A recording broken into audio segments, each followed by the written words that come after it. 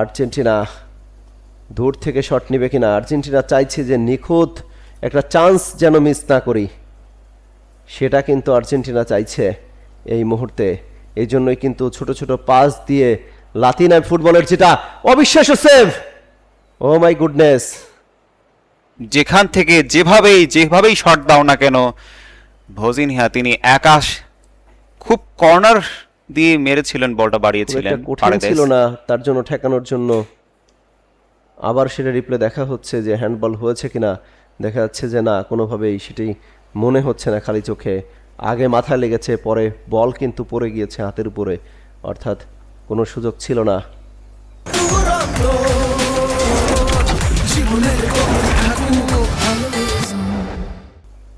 ভজিনিয়া direct hand touch হলে হয়তো বা এটাকে হ্যান্ডবল হিসেবে গণ্য করা হতো।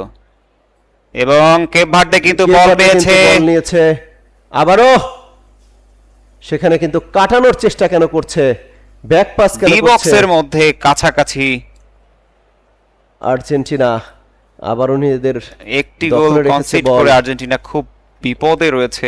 এক গোলের সমতায় 3 মিনিটের খেলা চলছে আর 5 মিনিট খেলা বাকি আছে। এই 5 মিনিটের মধ্যে যদি গোল না হয় তাহলে কিন্তু অতিরিক্ত আরো 30 মিনিটের দিকে গড়াবে। এরপরে কিন্তু দু দলেরই সুযোগ থাকবে। সেই সময়ের মধ্যেও গোল না হলে কিন্তু পেনাল্টি শুট আউটে যাবে, ট্রাইবেকারে যাবে, সেখানে ভাগ্যকার খুলবে সেটি দেখার বিষয় রয়েছে। কিন্তু আশিক, রাউন্ড অফ 32 নকআউট পর্বের যেরকম ম্যাচ হওয়ার কথা সেটাই হচ্ছে, কিন্তু আর্জেন্টিনা কোন সুযোগ ছিল কিন্তু না, সেটি হলো না। আর্জেন্টিনা কিন্তু একের পর এক চান্স ক্রিয়েট করার চেষ্টা করছে। কি করবে, জোরালো শট দিবে কিনা লিওনেল মেসির পায়ে, পেনাল্টি আদায় হবে কিনা সেটির চেষ্টা করছে। লিওনেল মেসিকে ফেলে দেওয়া হয়েছে আবারও ফ্রি কিক, ফাউল ধরা হয়েছে সেখানে লিওনেল মেসি, তাকেই কিন্তু ফেলে দেওয়া হয়েছে। একেবারে অনেকটা মেজাজ হারিয়ে ফেলার মতোই হচ্ছে যে লিওনেল মেসি এখান থেকে যদি পড়ে যায়, পা কিন্তু বাড়িয়ে দেওয়া হয়েছে, ট্যাকেল করে বলে যদি পা লাগতো তাহলে কিন্তু নিশ্চিত ফাউল। হ্যাঁ, বলে পা লাগলে কিন্তু ফাউলটা হতো না, যেহেতু বলে লাগেনি। আপনি দেখেন ডি বক্সের বাইরের এরিয়া হওয়ার কারণেই কিন্তু এই ফাউলটি করা হয়েছে এবং খুবই ঠান্ডা মেজাজে এবং খুবই নিশ্চিতভাবে এই ফাউলটি করা হয়েছে। ডি বক্সের একেবারে সামনে, একেবারে কিন্তু এটা রিস্কি জোন বলা যায়, মেসির জন্য সহজ টার্গেট আমি বলবো। মেসি কিছুটা আঘাত পেয়েছেন হাঁটুতে, মেসির জন্য সহজ টার্গেট বলা যায়। তবে সামনে রয়েছেন ভজিনিয়া, তিনি মেসির এ পর্যন্ত যতগুলো শট ঠেকিয়েছেন, আজকে কেপ ভার্দের এটা সৌভাগ্যই বলা যেতে পারে তাদের কাছে। গোল হবে কিনা ফ্রি কিক থেকে, গত ম্যাচে কিন্তু জর্ডানের বিপক্ষে নেমেই ডিফেন্ডিং চ্যাম্পিয়নরা যদি এই নকআউট স্টেজেই বাদ পড়ে যায় তাহলে বিশ্বকাপের একটি অন্যতম স্মরণীয় মুহূর্ত হয়ে উঠবে।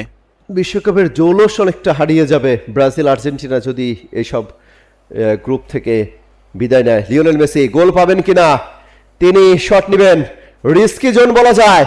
লিওনেল মেসি শট নিচ্ছেন, গোল পাবেন কিনা, অবিশ্বাস্য, আবারও সেভ, অবিশ্বাস্য সেভ। দ্য নেম ভজিনিয়া, তিনি কিন্তু একটু লুটিয়ে পড়েছেন, তাই তিনি হয়তো ব্যথা পেয়েছেন কিনা, তাকে গোল সেভ, দুর্দান্ত সেভ করেছেন। না, তিনি বল ধরেছেন, ধাক্কা লেগেছে একজন প্লেয়ারের সাথে, আর্জেন্টাইন প্লেয়ারের সাথে ধাক্কা লেগেছে। দুর্দান্ত সেভ।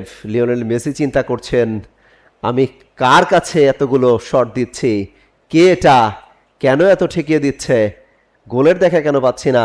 একমাত্র গোল কিন্তু আর্জেন্টিনার হয়ে লিওনেল মেসি দিয়েছেন, আর কেউ কিন্তু গোল পায়নি আজকের এই ম্যাচ। যদি আর্জেন্টিনাও জিতে যায় আমার মনে হয় যে ভজিনিয়া তিনিই ম্যান অফ দ্য ম্যাচ হবেন। এই ম্যাচে এতগুলো সেভ করেছেন এখন অবধি তিনি, অবিশ্বাস্য। আর 2 মিনিট খেলা আছে, কি মনে হয় আশিক? আমার তো মনে হয় অতিরিক্ত 30 মিনিটে গড়াতে পারবে ম্যাচ। ফাউল করা হয়েছে সেখানে, আলভারেজ ফাউল করেছেন, জুলিয়ান আলভারেজ তিনি ফাউল করেছেন। একটি ফ্রি কিক পাবে কেপ ভার্দে একটা ফ্রি কিক পাবে। বিপজ্জনক গোলের দেখার জন্য খুবই সংকীর্ণ সময়। এই মুহূর্তে যদি গোল হয়ে যায় কোনো কারণে, আশিক, আর্জেন্টিনাকে কিন্তু বিদায় নিতে হবে। নিশ্চিতভাবে থেকে বিদায় নিতে হবে। অবিশ্বাস্য, না কোনো সুযোগ ছিল না। কেপ ভার্দে জোরালো শট নেবে কিনা, না তারা ব্যাক পাসে এসেছে।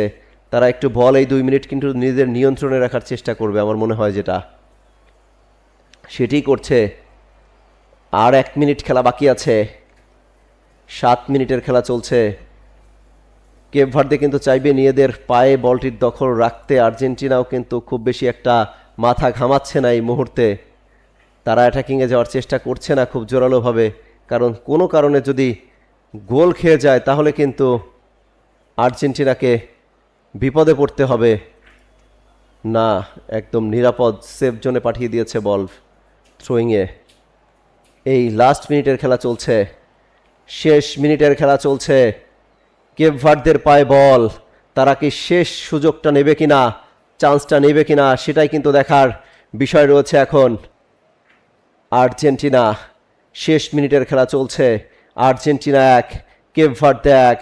অতিরিক্ত 30 মিনিটে গড়াবে কিনা সেটি নির্ভর করছে কিন্তু এখন।